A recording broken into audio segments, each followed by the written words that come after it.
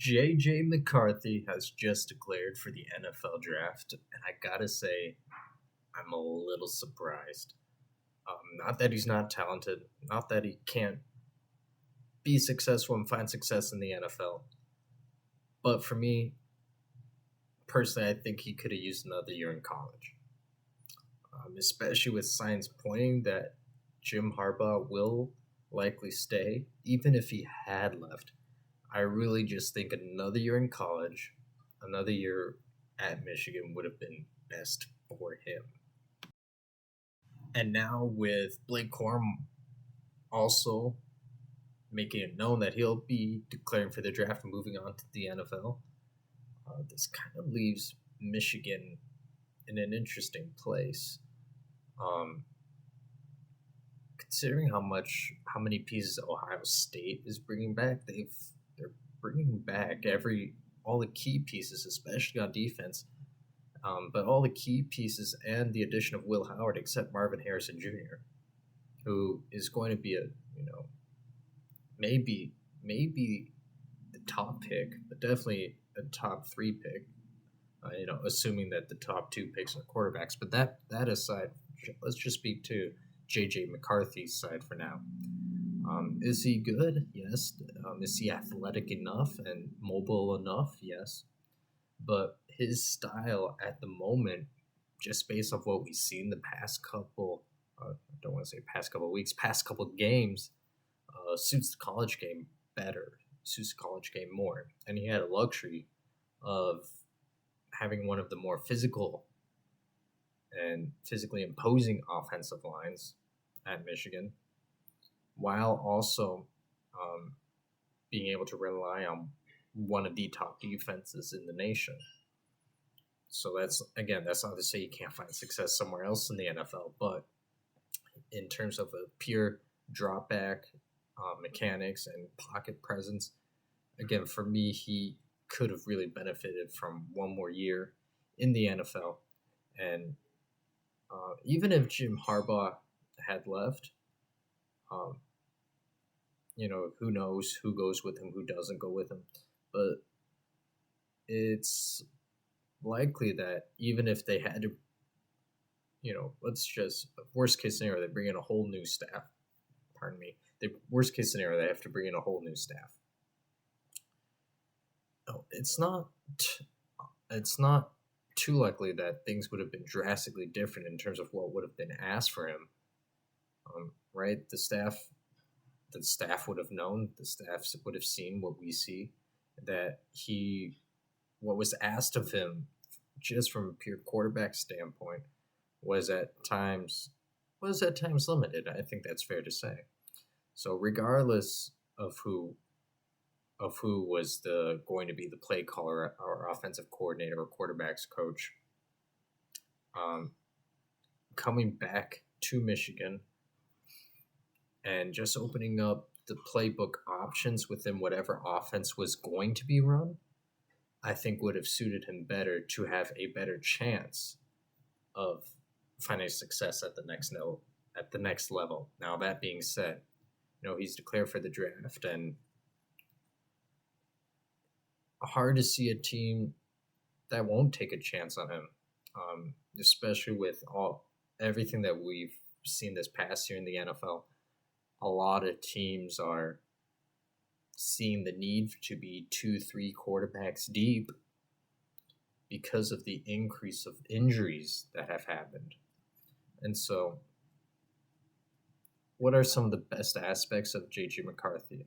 For me, I would say, just his mental toughness, his ability to, battle through moments that others, I think, would either allow self-doubt to creep in or get the best of them. And for JJ McCarthy, he's very good at staying even-keeled. He's very good at moving on to the next play and doing what could ask of him within the offense, making the right decisions. Again, where I think he needs to develop is just in the mechanics, and could everyone probably develop in that aspect? Yes. But for me, I haven't seen enough where I would be comfortable of him of saying, yes, he's going to be an NFL starting quarterback at this moment. And of course, what's great is that those are things that can easily be worked on. I mean, just look at Jordan Love. He's someone that at the beginning of the year was a little more sloppy in his footwork, short arming throws, and now he's looking like one of the better quarterbacks in this league.